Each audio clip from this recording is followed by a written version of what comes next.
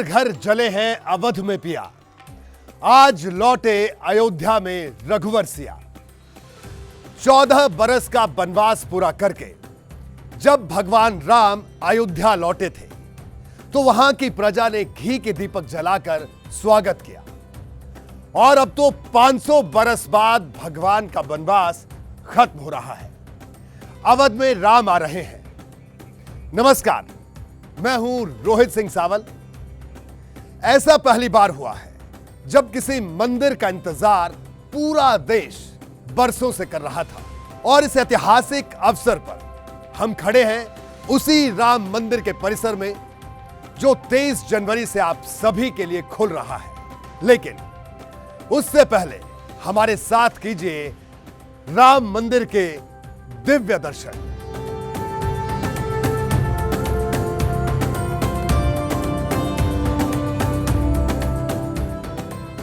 कैसा बना है अयोध्या का भव्य राम मंदिर? राम मंदिर में कहां और कितनी दूर से होंगे राम लला के दर्शन? आपके मन में ढेरों सवाल होंगे। एबीपी न्यूज ने न सिर्फ मंदिर का जर्रा जर्रा बनते देखा है, बल्कि आपके लिए वो सारी जानकारियां जुटाई हैं जिससे न सिर्फ आप घर बैठे राम लला के दर्शन कर पाएंगे, बल्कि जब भी आप राम मंदिर आएंगे तो हर कदम की पूरी जानकारी आपके पास होगी। एबीपी न्यूज की एक्सपर्ट टीम ने मंदिर का ऐसा मॉडल तैयार किया है जो हूबहू मंदिर जैसा है।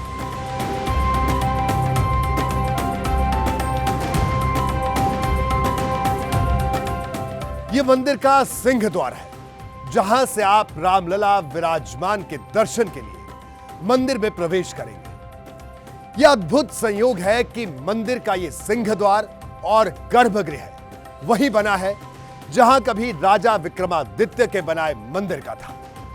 खुदाई के दौरान जो साक्ष्य मिले थे उसके आधार पर यह कहा जा रहा है कि सामने के परकोटे से यानी पूर्वी द्वार से एंट्री के बाद आपको ये 32 सीढ़ियां मिलेंगी जो मंदिर के बरामदे या चबूतरे तक ले जाएंगी। इन सीढ़ियों के दोनों तरफ मूर्तियां लगी हुई हैं। सबसे पहले आपको दोनों तरफ गजराज दिखेंगे, फिर दोनों तरफ सिंह की मूर्ति लगी हुई है और उसके बाद सीढ़ियों के आखिरी हिस्से में बाईं तरफ गरुड़ भगवान और सामने भगवान हनुमान जी की मूर्ति लगी हुई है। कहा जाता है कि गरुड़ और हनुमान जी के आदेश पर ही आप भगवान राम के दर्शन कर पाएंगे।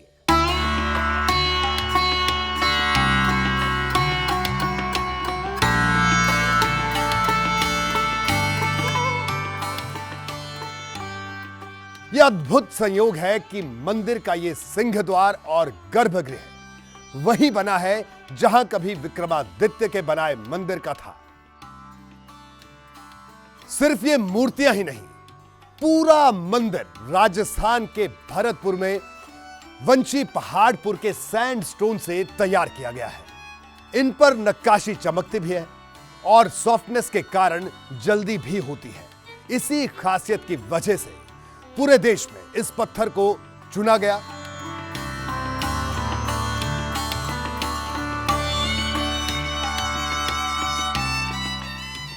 अब सीढ़ियां चढ़कर हम उस बरामदे तक पहुंच चुके हैं जहां सामने सोने का दरवाजा है और उसके आगे है रामलला की मूर्ति।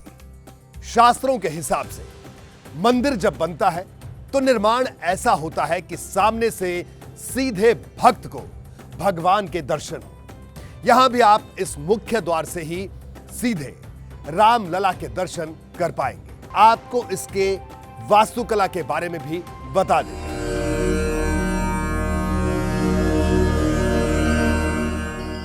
भारत में मंदिर डिजाइन करने की 16 शैलियां हैं। उत्तर भारत में नागर शैली, दक्षिण भारत में द्रविड़ और मध्य पूर्व भारत में पैगोडा शैली। उत्तर भारत के प्राचीन मंदिरों की तरह राम मंदिर को भी नागर शैली में बनाया गया है। इस शैली में संपूर्ण मंदिर एक विशाल चबूतरे यानी वेदी पर बनाया जाता है, जैसा आपको सामने दिख भी रहा है। और उस तक पहुंचने के लिए सीढ़ियां होती हैं। सोमनाथ मंदिर से लेकर पुरी के जगन्नाथ मंदिर और कोणार्क के सूर्य मंदिर इसी शैली में बने।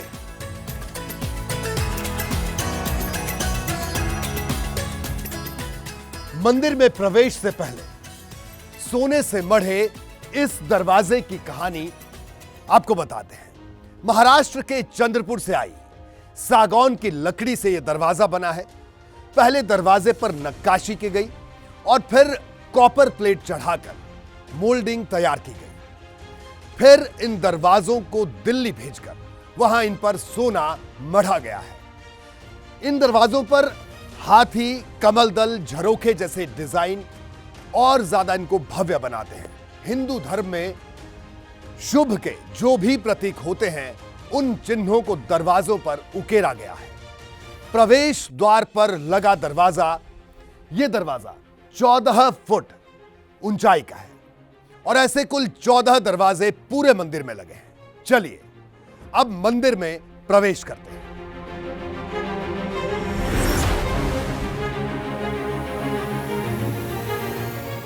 मंदिर में प्रवेश करने के बाद आप सबसे पहले नृत्य मंडप में पहुंचेंगे। नागर शैली में बने मंदिरों में मंडप बनाने की प्रथा होती है। एक से ज्यादा मंडप गर्भगृह और प्रवेश द्वार के बीच स्थित होते हैं। मंडपों में दीवारों पर देवी देवताओं की मूर्तियां बनी होती हैं। नृत्य मंडप में शिव तांडव से जुड़ी मूर्तियों को भी उकेरा गया। आप देख सकते हैं यह भव्य नृत्य मंडप है।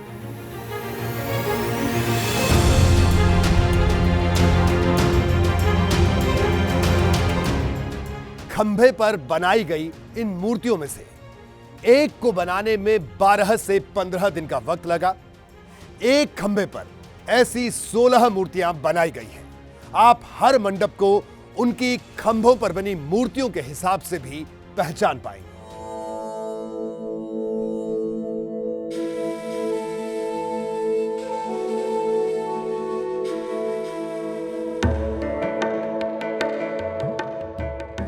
इन खंभों में कोई भी जॉइंट नहीं है।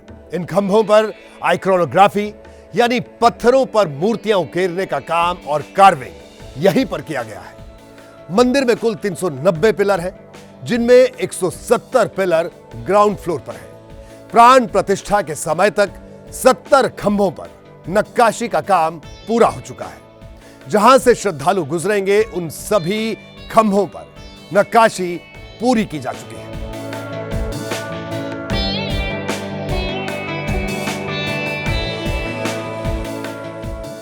राजस्थान से आए कारीगरों ने इन पिलर्स को खड़ा किया है। 2 पत्थरों के बीच कॉपर के क्लिप्स लगे हैं। पत्थरों को ऐसे रखा गया है कि उनके बीच जगह नहीं है। बाकायदा CBRI यानी central building research institute Roorkee ने इसकी गुणवत्ता की जांच की है और उनकी रिकमेंडेशन को आधार बनाकर ही इस तरह से पूरा स्ट्रक्चर तैयार हुआ है।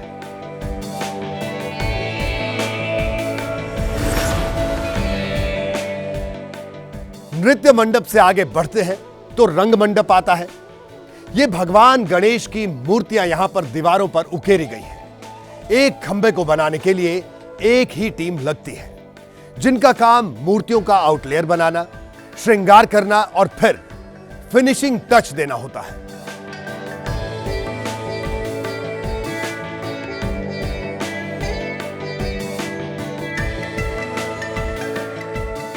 अब हम आ चुके हैं सभा मंडप यानी गूढ़ मंडप में। यह सबसे बड़ा और ऊंचा मंडप है, जिसके बाद सीधे गर्भगृह के दर्शन होंगे। भक्तों को यहीं से अपने आराध्य श्री राम के दर्शन करने होंगे। यहां पर खंभों में भगवान विष्णु से जुड़ी मूर्तियां उकेरी गई हैं। यहीं सामने लगा है सोने का मढ़ा यह दरवाजा।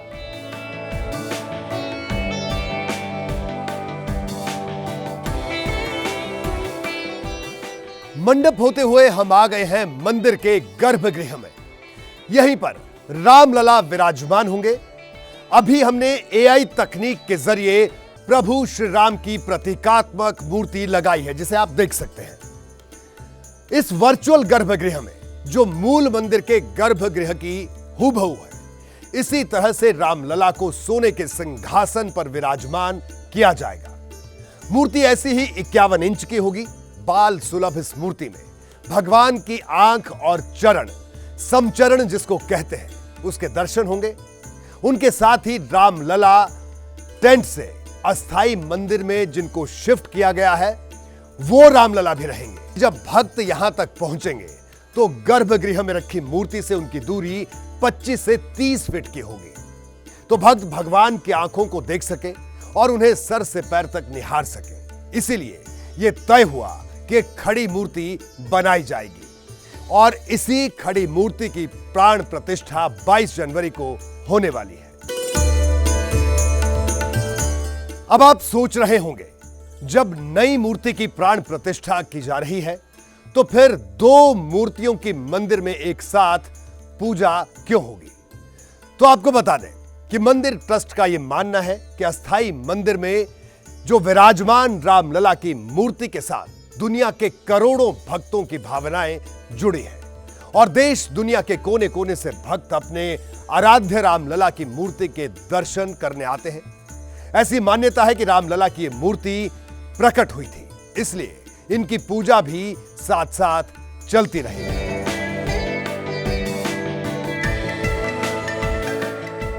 क्योंकि यह गर्भगृह होगा, इसलिए यहां आसपास कोई खिड़की नहीं होगी, इसलिए जो मंदिर आपको बाहर से खुला खुला दिख रहा था वो अंदर में बिल्कुल चारों तरफ से बंद होगा। 8 दिशाएं, अष्टभुजाएं और विष्णु के 8 स्वरूपों को ध्यान में रखकर गर्भगृह अष्टकोण में बनाया है। इसी के एक तरफ प्रार्थना मंडप और दूसरी तरफ कीर्तन मंडप होगा। जब मंदिर पूरी तरह से तैयार हो जाएगा तो यहां कीर्तन मंडप में कीर्तन और रामधुन लगातार होती रहेगी। अब इस गर्भगृह से जुड़ी एक और खास बात आपको बताते हैं। राम नवमी के दिन सूर्य करेंगे रामलला का अभिषेक। ऐसा खास इंतजाम किया गया है कि राम नवमी के पावन मौके पर दोपहर 12 बजे सूर्य की किरणें शिखर से आकर रामलला के ललाट पर पड़ेंगी, ताकि राम जन्म का लम्हा भक्तों के मन मस्तिष्क में यादगार रहे। अब आप सोच रहे होंगे कि ऐसा कैसे मुमकिन होगा? दरअसल यह मुमकिन हो पा रहा है तकनीक की वजह से। जब इस जगह पर राम नवमी के दिन सूर्य के चाल की गणना की गई तो पता लगा कि सूर्य की किरणें उत्तरी दिशा से पड़ेंगी, तो फिर उसे ललाट तक कैसे लाया जाए? अब बेंगलुरु में ऐसा कंप्यूटराइज्ड सिस्टम डेवलप हो रहा है कि सुराग के जरिए सूर्य की किरण गर्भगृह में आएंगी और राम नवमी को दोपहर 12 बजे रामलला के ललाट पर गिरेंगी। अगले 20 सालों तक सूरज की मूवमेंट क्या होगी उसके हिसाब से प्रोग्राम बनाया गया है।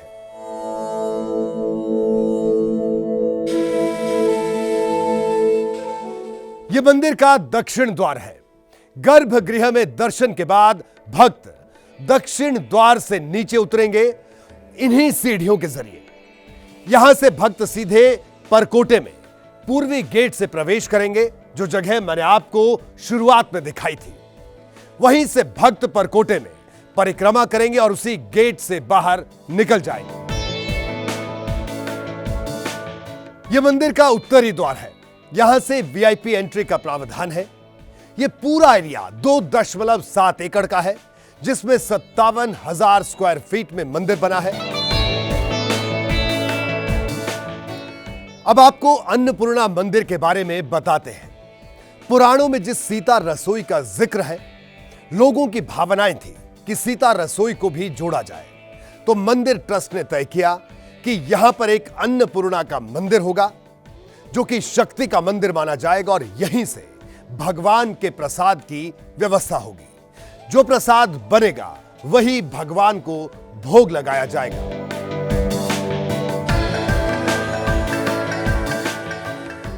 यह मंदिर का परकोटा है, यानी बाहरी दीवार। यह परकोटा बाहर से तो बंद है, लेकिन अंदर की तरफ खुला है, जिससे भक्त परिक्रमा करते हुए लगातार मंदिर के प्रति अपनी आस्था निष्ठा रख सकेंगे। इसके बाहर में दीवार होगी, जबकि भीतर 100 से ज्यादा म्यूरल्स बनाए जाएंगे। उसके बाद मंदिर के भीतर घुसने का केवल यही दरवाजा होगा, पूर्वी द्वार। कहीं और से कोई मंदिर में प्रवेश नहीं कर पाएगा।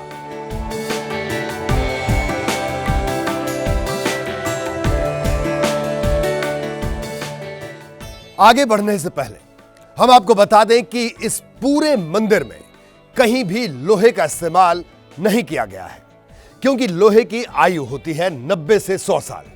अब चूंकि मंदिर कम से कम 1000 साल के लिए बनना था, तो लोहे को किया गया ना, और पूरा मंदिर पत्थर से तैयार हुआ। और ये जो पिलर आप देख रहे हैं, उनमें सिर्फ कॉपर की क्लिप के इस्तेमाल किया गया है, वो भी 2 पत्थरों को जोड़ने के लिए। उनमें भी कहीं लोहा स्टील नहीं लगा है।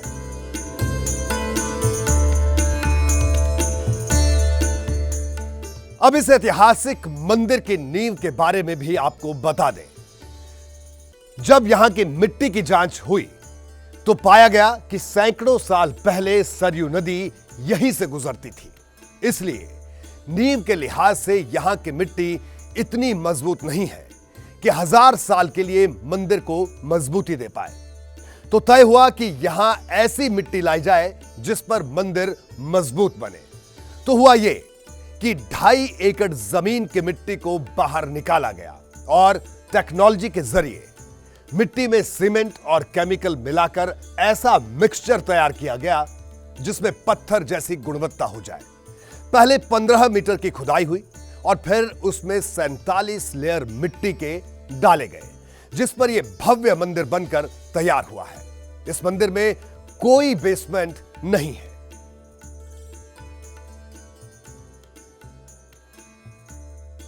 गेट से एंट्री करते ही सबसे पहले बैगेज हैंडलिंग यूनिट मिलेगी। यहां श्रद्धालुओं के सामान रखने की सुविधा होगी। इसी से थोड़ा आगे यात्री सुविधा केंद्र है, जिस पर 16 काउंटर रहेंगे, जहां भक्तों को सामान रखने के लिए फ्री लॉकर मिलेंगे। इसके बाद बाहर निकलकर दूसरे गेट पर श्रद्धालुओं की सिक्योरिटी चेकिंग होगी। सुरक्षा जांच के बाद कॉरिडोर से होते हुए पूरब दिशा से मंदिर की ओर जा सकेंगे।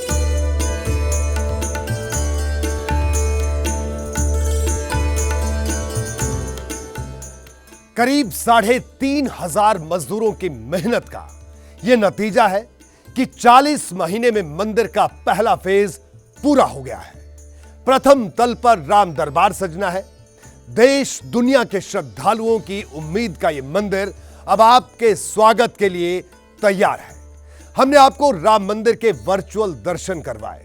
हम ये दावे के साथ कह सकते हैं कि जब आप मंदिर दर्शन करने के लिए आएंगे तो इससे कहीं ज्यादा सुखद अनुभूति आपको होगी।